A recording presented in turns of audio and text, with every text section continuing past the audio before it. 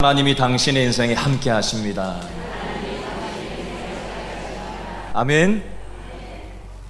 어젯밤에 퇴근을 하려고 서재 현관문 앞에서 신발을 신고 있는데 불빛에 반사가 되면서 현관 처마에 거미줄이 있다는 게 발견이 됐습니다.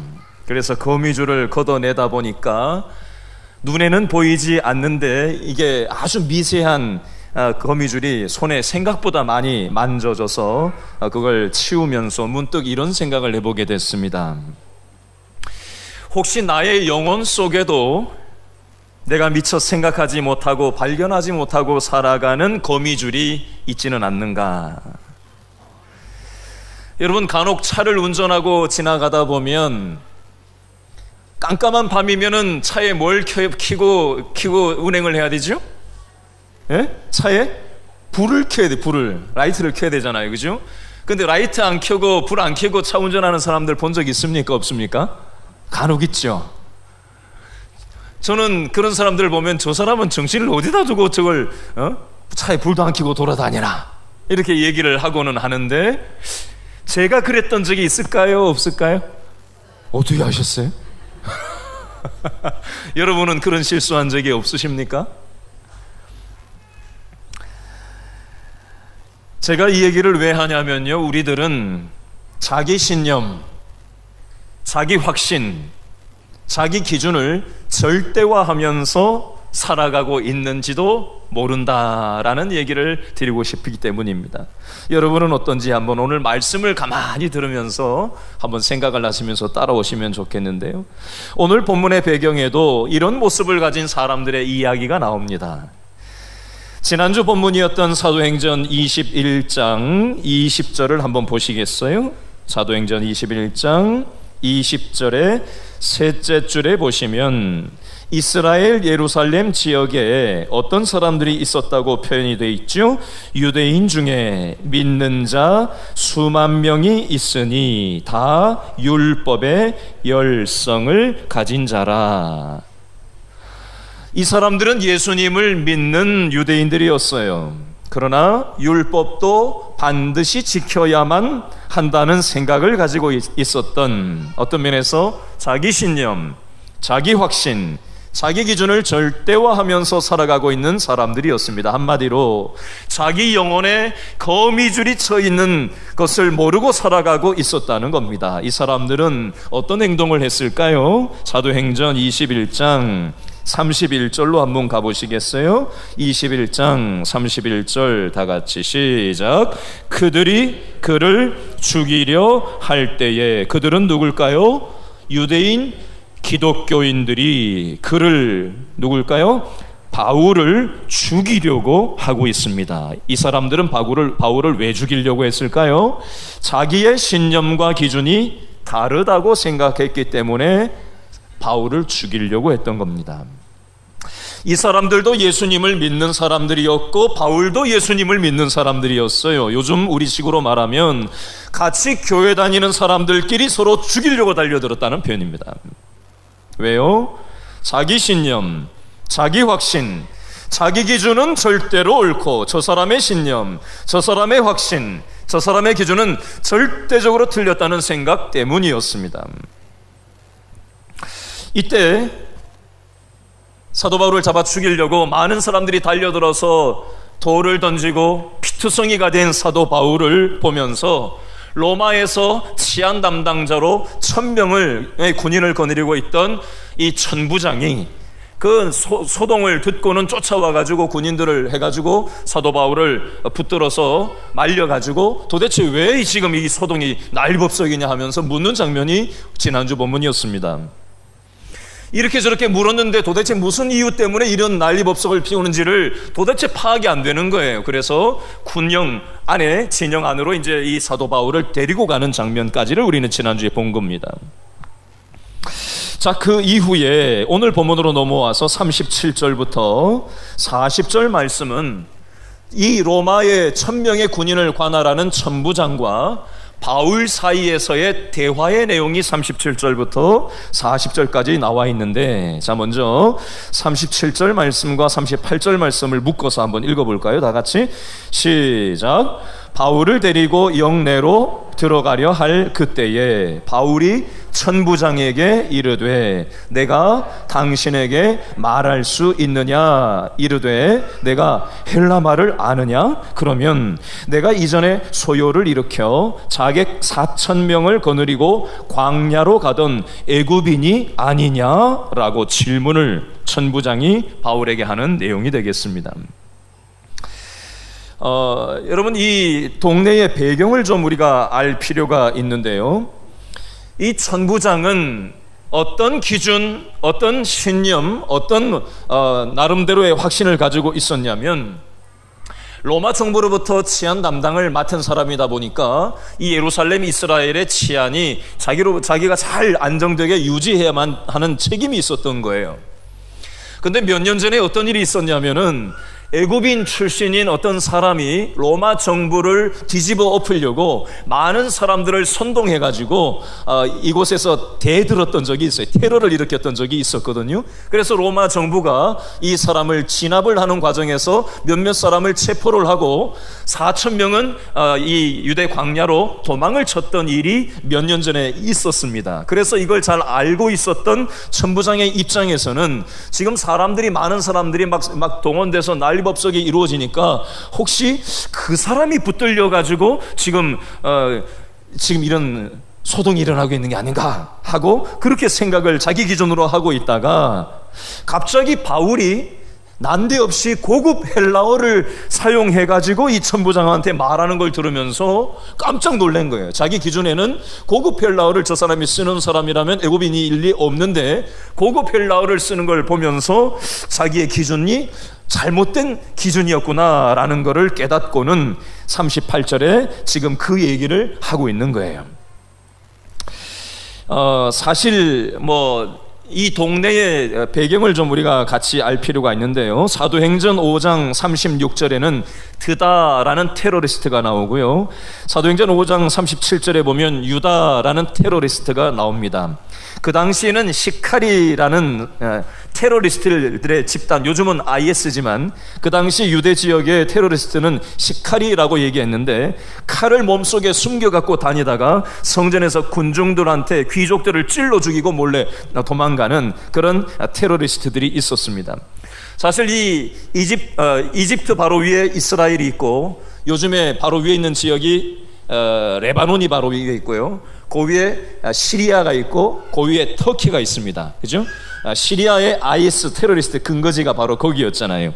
이 동네에도 과거 2000년 전에도 시칼이라는 테러리스트들이 있었고, 로마에서도 이것을 아주 골치 아픈 테러 분자라고 생각하고 있었기 때문에 이 천부장의 기준에서는 이것을 유념해서 보고 있었고, 자기 기준으로 얘기했는데 그게 아니었다는 게 이제 드러나는 장면으로 이해를 하시면 되겠습니다.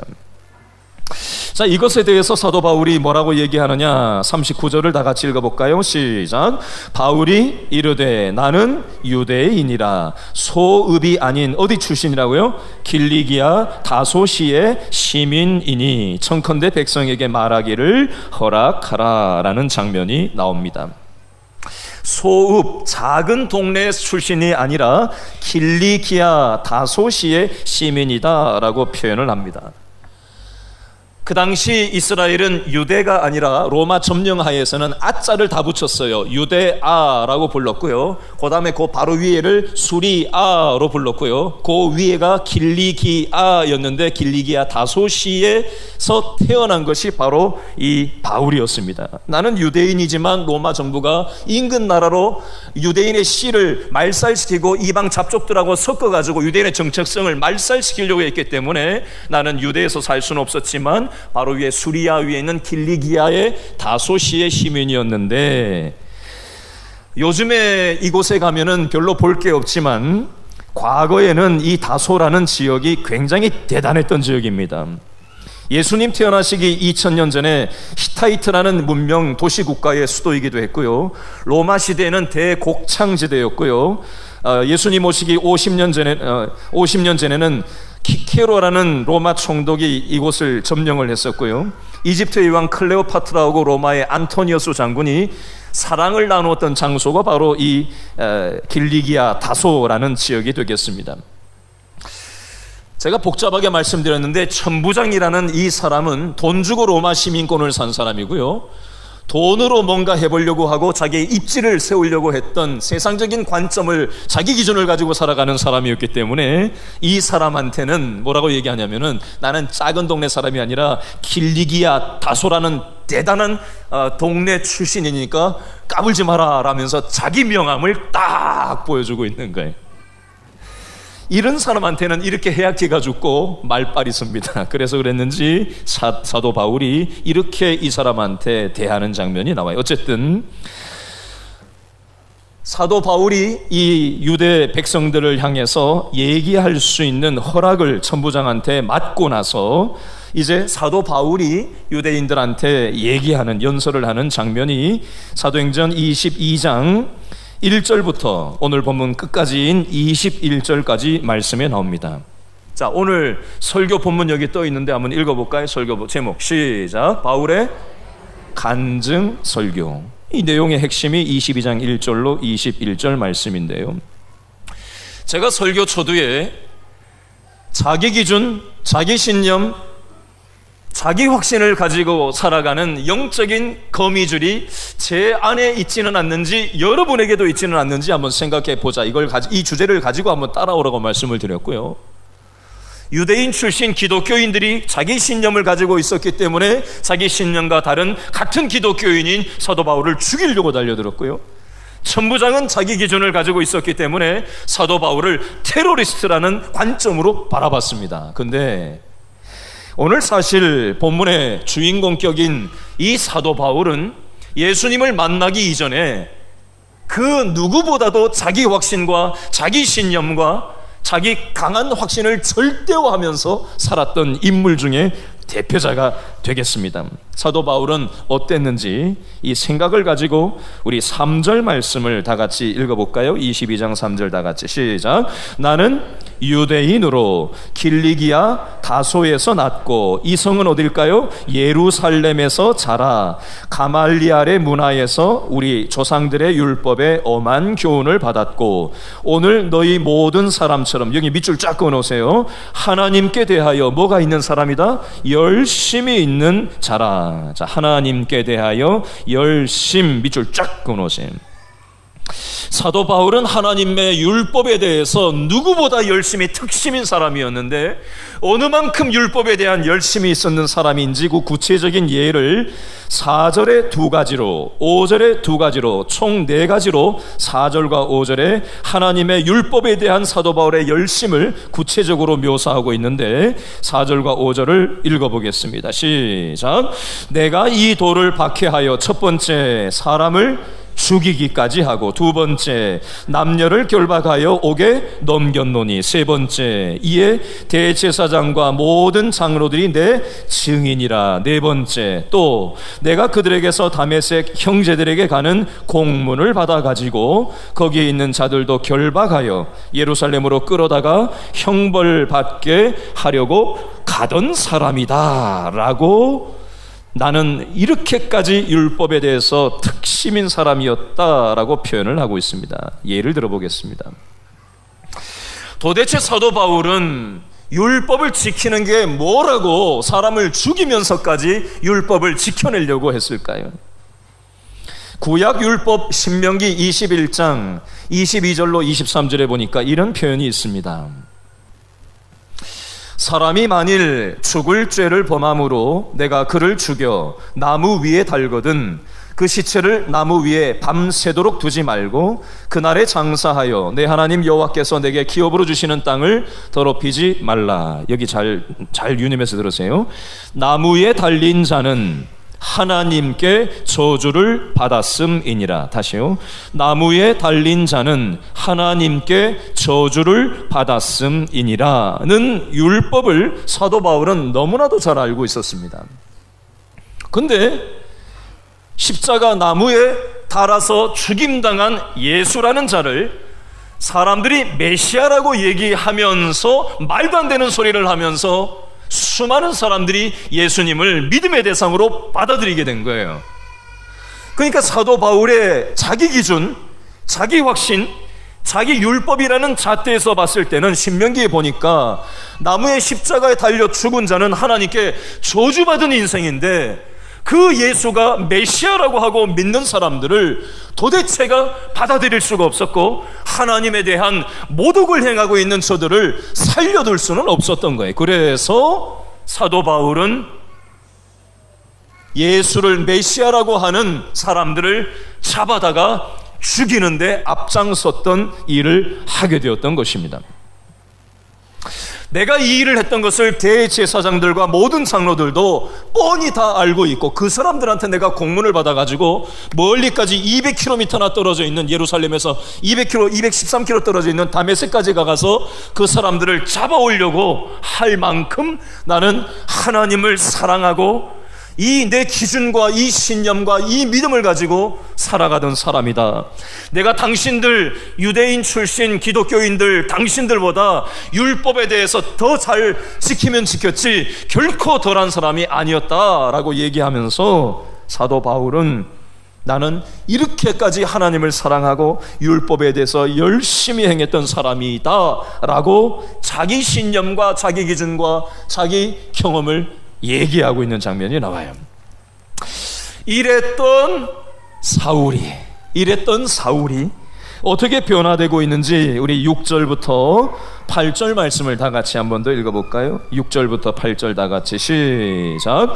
가는 중 다메섹에 가까이 갔을 때에 오정쯤 되어 호련히 하늘로부터 큰 빛이 나를 둘러비치매 내가 땅에 엎드러져 들으니 소리 있어 이르되 사울아 사울아 내가 왜 나를 박해하느냐 하시거늘 내가 대답하되 주님 누구시니까 하니 이르시되 나는 내가 박해하는 나사렛 예수라 하시더라. 아멘. 한마디로 얘기하면 사도 바울이 부활하신 예수님을 극적으로 만나는 장면이 지금 여기 나오고 있습니다. 정오 12시죠. 중동의 정오 다 낮잠 자는 이 시간에 이 뜨거운 때학볕에 사도 바울이 다메섹을 향해서 예수 믿는 사람을 잡아 죽이려고 가던 그 길에 갑작스럽게 하늘로부터 큰 빛이, 태양빛이 아닌 무언가 말로 형용할 수 없는 그 강렬한 빛이 사도 바울에게 다가오게 됩니다. 그래서 사도 바울이 그 자리에서 꼬꾸라져서 소리가 들리는데 사울아 사울아. 이 성경에 2번 이름을 반복한다는 표현은요, 사랑하는 자에게 따뜻하게 부르는 표현이라고 보시면 되겠어요. 이 부활하신 예수님께서 사울을 향해서 예수님을 핍박하고 예수 믿는 사람들을 잡아 죽이려고 가는 이 사울을 향해서 사울아 사울아 너 왜 나를 박해하느냐 라고 묻자 이 사도 바울이 주님 누구시니까 라고 물으니까 예수님께서 뭐라고 얘기하세요? 나는 내가 박해하고 있는 나사렛 예수다 라고 말씀하는 장면이 나오고 있습니다. 여러분, 사람마다 하나님께서 만나주시는 방법은 다 달라요. 다 달라요. 사도 바울에게는 이런 방식으로 만나주셨다면 또 어떤 사람에는 질병을 통해서 극적으로 하나님을 만나는 사람도 있고요. 어떤 사람은 경제적인 문제를 통해서 하나님을 만나는 사람도 있고요. 어떤 사람은 통해서 가족 식구를 통해서 하나님께로 나오게 되는 사람도 있고요. 사람의 상황에 따라 하나님은 눈높이에 맞게 하나님을 만날 수 있는 기회를 주세요. 저는 제 얘기를 잠깐 할게요. 저는 현재 나이가 48인데요 정확히 제 인생의 반을 딱 살았을 24살 때 24년 전에 군대를 제대하고 나서 2학년 군대 대학 복학을 하고 나서 저녁을 먹고 자취방 2층에서 저녁 노을을 이렇게 쳐다보고 있는데 저쪽 골목 끝에서 아이 엄마와 아이 꼬맹이가 손을 잡고 제 자취방 골목을 향해서 이렇게 걸어오는데 너무 한 폭의 그림처럼 보기에 아름다워서 이렇게 보고 있었는데 그 꼬맹이 아이가 돌뿌리에 발이 걸려가지고 무릎팍을 땅에 콱 쳐박으려고 하는데 엄마가 어떻게 했을까요? 잡고 있던 손을 더 꽉 잡으면서 아이를 탁 지켜 세우는 걸 보면서 제 마음속에 뭉클하는 마음이 확 들어왔어요. 왜 그랬는지 아세요? 제가 이 짧은 시간에 제가 살아온 과거를 여러분한테 다 열어보일 수 없지만 저는 제 마음대로 삶을 살아왔었거든요. 제 기준과 제 경험과 제 관점으로 이 세상을 바라보고 나의 보잘것없는 최선으로 살아가는 것이 최선인 것처럼 착각하면서 그렇게 하고 살아왔단 말이에요. 그렇던 저의 삶이 꼬꾸라지는 그 아이의 모습처럼 보여졌고, 그럼에도 불구하고 내 손을 놓지 않으시고 저의 인생을 붙잡아 일으키시는 모습으로 그 아이와 엄마의 모습을 보면서 느껴진 거예요. 여러분은 이걸 어떻게 생각할지 모르겠지만 저에게는 그게 아직도 24년 전에 선명한 기억으로 남아있고, 이거 말고도 할 얘기가 많지만 시간 관계상 더 이상 얘기를 할 수는 없어요. 어쨌든 저에게는 그런 방식으로 만나주셨어요. 여러분, 저와 여러분에게 각자의 눈높이에 맞게 하나님은 만나주셨고 또 만나주실 것입니다. 여러분, 사도 바울은 이렇게 하나님을, 예수님을 만나게 되는데, 사도 바울과 함께 바로 옆에 있었던 사람은 어땠을까요? 9절 말씀 다 같이 읽어볼까요? 시작. 나와 함께 있는 사람들이 빛은 보면서도 나에게 말씀하시는 이의 소리는 듣지 못하더라. 아멘. 여러분, 지금 이 예배 공간에 많은 사람들이 앉아 있는데요, 똑같은 설교를 듣는데 어떤 사람은 눈물을 줄줄줄줄 흘리면서 듣는 사람이 있어요. 어떤 사람은 찬송을 하는데 감격이 터져나오면서 찬송을 하는 사람도 있어요. 그런데 어떤 사람은요, 냉랭해요. 저게 무슨 소린가? 저게 나하고 무슨 관계가 있나? 전혀 말씀이 부딪힘이 없고 그냥 인간 이성으로만 설교를 들으니, 내 감정적으로만 설교를 받으려고 하니, 내 기준으로 내 스타일로 골라서 선택적인 경청을 하니 설교가 어떻게 내 영혼을 파고들 수가 있겠어요?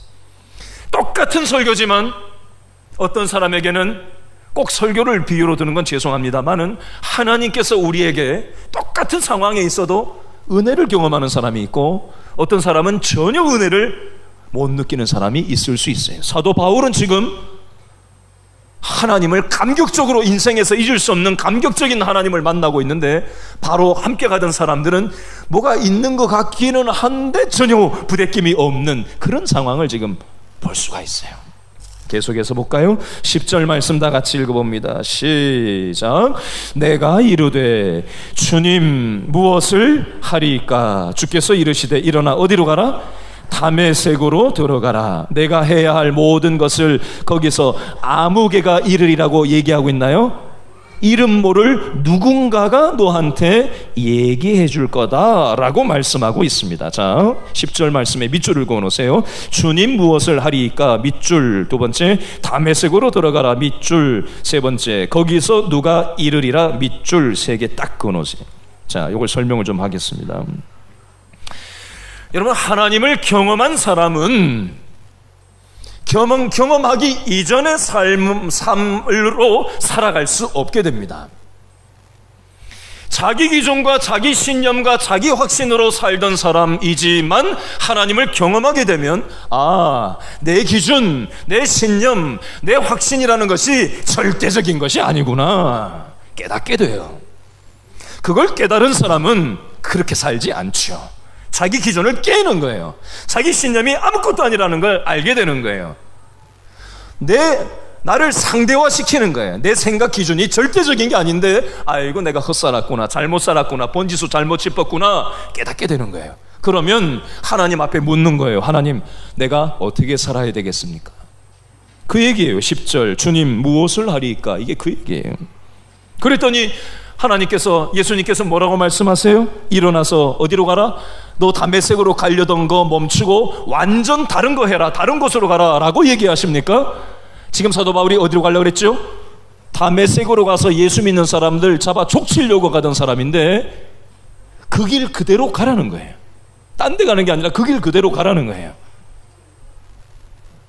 자, 이건 뭘 얘기하는 거냐면요, 따라합니다. 나에게도 다메섹이 있습니다.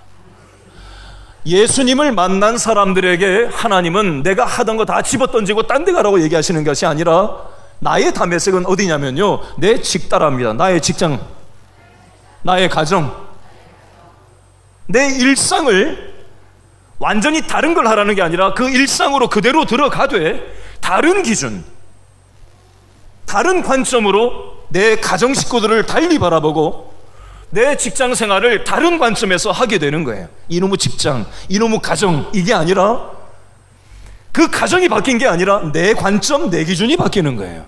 믿음으로 가정을 보고 믿음으로 직장 생활을 달리 바라보는 거예요. 그걸 다메섹으로 들어가라고 지금 표현하는 거예요.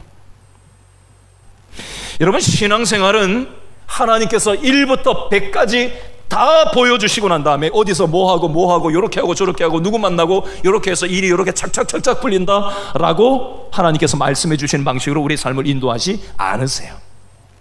그러면 얼마나 좋겠어요. 얼마나 내 앞으로 삶이 내가 천국 갈 때까지 내가 어떻게 살아가야 될지, 어떤 직장을 가고 어떻게 일하고 누구하고 어떻게 해야 될지, 어떤 일을 해야 될지 알면 얼마나 딱 좋겠어요. 그죠? 근데 하나님은 그렇게 일하지 않으세요. 하나님께서는 어떤 면에서 믿음으로 한 걸음을 내디디기를 원하시. 믿음으로. 이거 될까? 이거 맞나? 나 이거 지금 잘못 선택하는 거 아닌가? 내가 지금 잘하고 있는 게 맞나? 언제까지 이렇게 해야 되는 거지? 그러나 믿음으로 한 걸음 순종을 하려고 딱 하나님께 맡기고 디딜 때 하나님께서 어떻게 하시죠? 우리 밑에 안전장치를 딱 해주시. 그제서야 이렇게 해주시. 안전장치를 다 해놓고 우리에게 믿음으로 이렇게 하라는 게 아니라 믿음으로 우리가 믿음 딱 디딜 때 안전장치를 딱 해주시. 한 걸음 한 걸음. 때로 우리는 신앙생활을 하면서 하나님 야속도 하시지 그냥 쫙 보여주시면 얼마나 좋아요. 근데 하나님께서는 이렇게 하셔요. 11절 말씀 계속해서 읽어볼까요? 11절 시작. 나는 그 빛의 광채로 말미암아 볼 수 없게 되었으므로 나와 함께 있는 사람들의 손에 끌려 다메섹으로에게 들어갔노라. 자, 3일 동안 사도 바울은 눈이 완전히 멀어서 앞을 볼 수 없는 상황이 되어버렸어요. 그래서 함께 가던 사람의 손에 이끌려서 다메섹까지 가게 됩니다. 가서 누구를 만나죠? 12절 13절 묶어서 읽어봅니다. 다 같이 시작. 율법에 따라 경건한 사람으로 거기 사는 모든 유대인들에게 칭찬을 듣는 이름이 뭐예요? 아나니아라 하는 이가 내게 와 곁에 서서 말하되. 뭐라고 말하지요? 형제 사울아 다시 보라 하거늘 즉시 그를 쳐다보았노라 라고만 되어 있는데 눈이 떠지는 장면이 여기 지금 나오고 있습니다.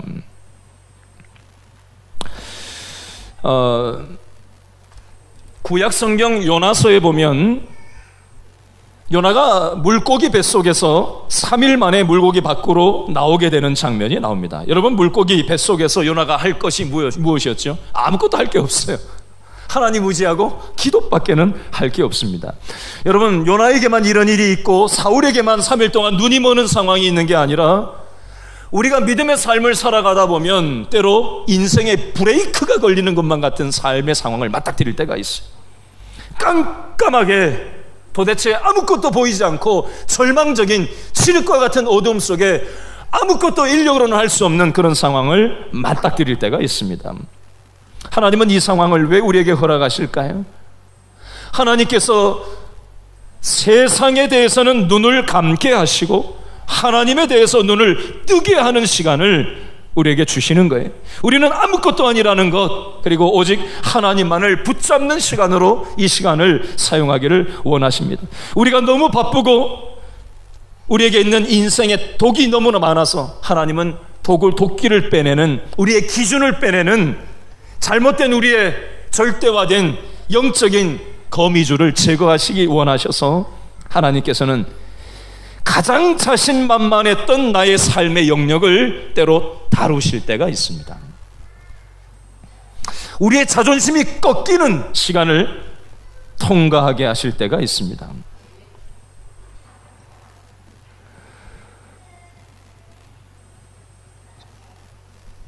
계속해서 우리 11절 말씀 아까 봤는데요, 14절 계속해서 보겠습니다. 14절 아나니아가 추가해서 뭐라고 얘기하는가 다 같이 읽어봅니다. 시작. 그가 또 이르되 우리 조상들의 누가요? 하나님이 너를 첫 번째 택하여 너로 하여금 두 번째 자기 뜻을 알게 하시고 세 번째 그 인을 보게 하시고 네 번째 그 입에서 나오는 음성을 듣게 하셨으니. 14절을 다시 정리합니다. 누가요? 하나님이 첫 번째 선택하시고 두 번째 하나님의 뜻을 알게 하시고 세 번째 예수님을 보게 하시고 네 번째 하나님의 음성을 듣게 하셨습니다. 왜 그러셨을까요? 15절에 그 이유가 나와 있습니다. 15절 시작. 내가 그를 위하여 모든 사람 앞에서 내가 보고 들은 것에 증인 역할을 하도록 하기 위해서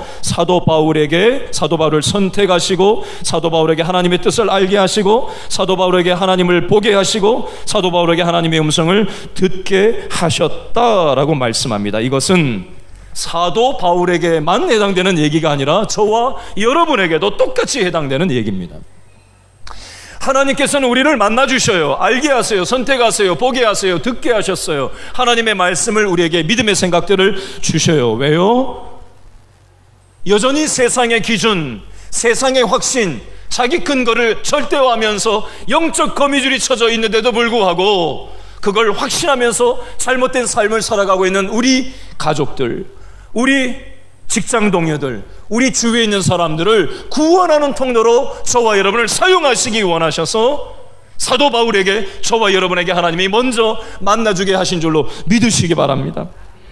자, 그러면 우리는 어떻게 되냐? 16절 다 같이 읽어봅니다. 시작. 이제는 왜 주저하느냐? 일어나 주의 이름을 불러 뭘 받아요? 세례를 받고 너희의 죄를 씻으라 하더라. 세례를 받으라고 하니까 뭐 세례식을 또 해야 되나? 여러분, 여기에서 나오는 세례의 의미를 생각하셔야 되는데요, 세례는 하나님과 연합된다라는 걸 얘기해요. 연합. 우리는 죄에 대해서 예수님의 십자가에서 씻김을 받고 죽고 예수님이 다시 부활하여 살아나신 것처럼 우리의 육신의 기준을 따라서, 죄의 기준을 따라서 살아가는 존재가 아니라 예수님과 함께 십자가에서 죽고 예수님과 함께 연합된 삶을 예수님의 뜻대로, 하나님이 원하시는 뜻대로 살아가는 것에 대해서 연합 세례라고 얘기하는 겁니다. 예수님과 연합되어 살아갈 때 우리는 사명을 감당하고 우리를 통해서 하기를 원하시는 그 통로 역할을 일상의 삶에서 해낼 수 있다는 것을 말씀하고 있는 것입니다. 마지막, 여러분, 사도 바울이 기도를 하는데요, 17절에 어떻게 기도하는가 읽어볼까요? 17절 시작. 후에 내가 예루살렘으로 돌아와서 성전에서 뭐 할 때? 기도할 때의 황홀한 중에 봄에 18절 주께서 내게 말씀하시되, 뭐라고 말씀하세요? 속히 예루살렘에서 나가라. 그들은 내가 내게 대하여 증언하는 말을 듣지 아니하리라 라고 하나님이 기도하던 사울에게 사도 바울에게 말씀을 하시는 장면이 나와요. 그랬더니 이 사도 바울이 뭐라고 얘기를 하지요?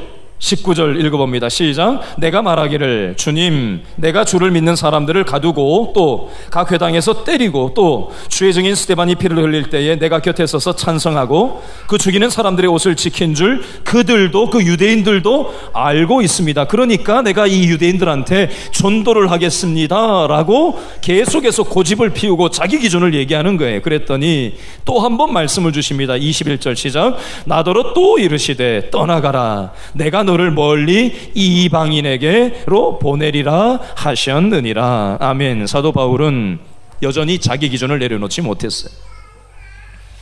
나는 율법에 대해서 탁월하게 열성을 가진 사람이니까 이 이스라엘 유대 백성들한테 전도 사역을 하면 효과적일 거라고 자기 기준을 내려놓지 못하고 하나님 앞에도 자기 기준을 내세우는 장면이 나와요.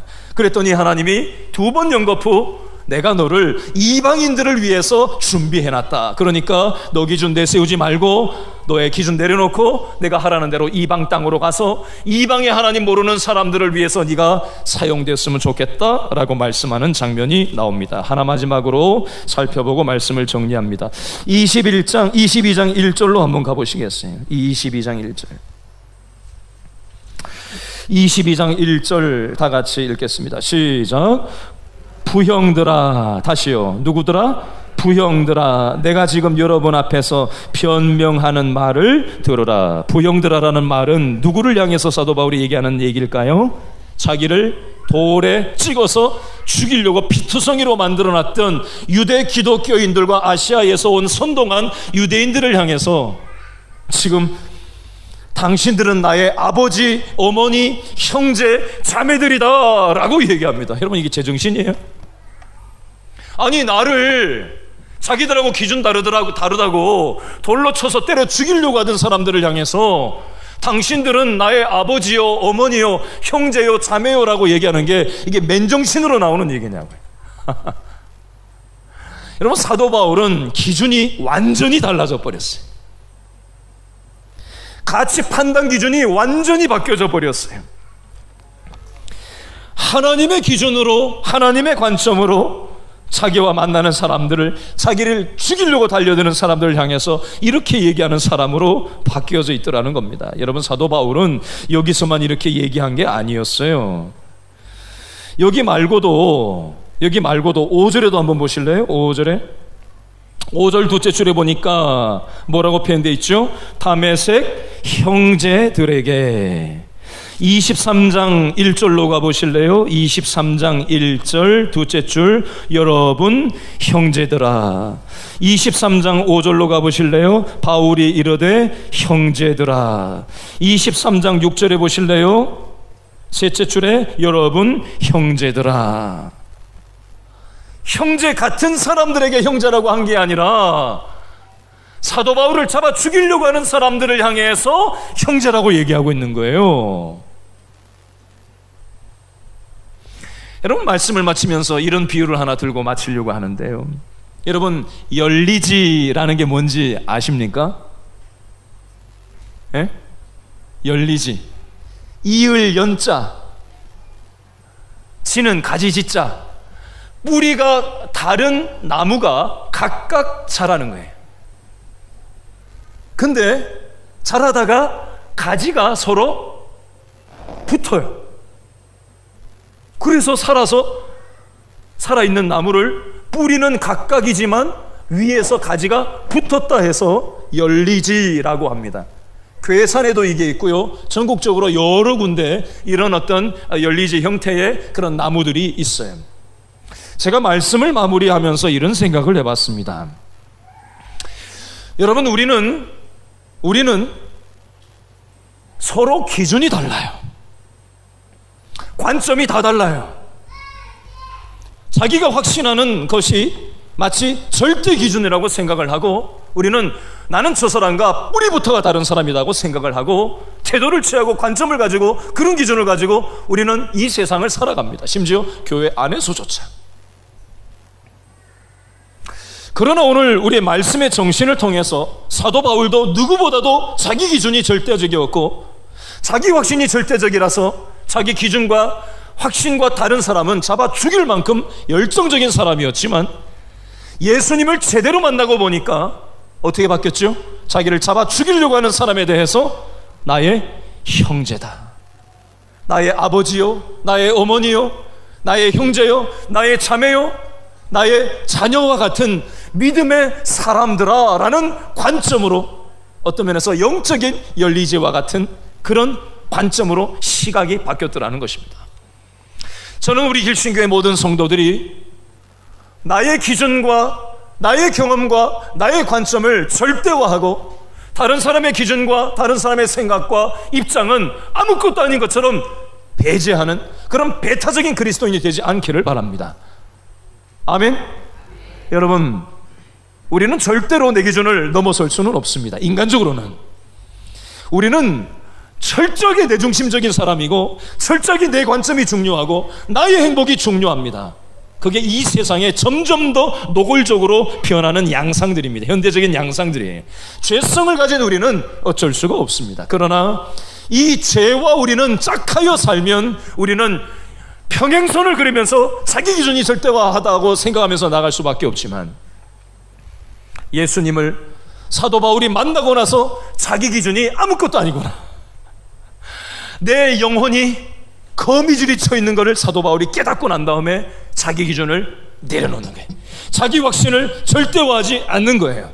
나도 얼마든지 틀렸을 수 있고 얼마든지 잘못될 수 있었음을 인정하고, 예수님만이, 예수님의 십자가와 연합될 때만이, 날마다 예수님과 세례를 받아야만이 열매 맺는 삶을 살 수 있다고 사도 바울은 알고, 그때로부터는 자기를 잡아 죽이려고 하는 유대 기독교인들을 향해서 나의 형제들아, 피투성이가 된 채, 묶여있는 채 자기를 잡아 죽이려고 소리를 지르는 그 무리들을 향해서 나의 형제들아 라고 얘기를 하고 있더라는 겁니다. 저는 오늘 이 말씀을 통해서 우리 길신교회 성도들이 이 사도 바울을 변화시키신 하나님의 십자가에 연합되고 영적인 세례를 날마다 받아서 영적인 열리지와 같은, 뿌리는 다른, 기준은 다른 사람들이지만 하나님 안에서 하나 되어서 아름답게 우리의 일상에서 열매 맺는, 나의 담에색에서, 나의 일상에서 열매를 맺어가는 축복의 인생들 다 될 수 있기를 바랍니다. 기도하겠습니다.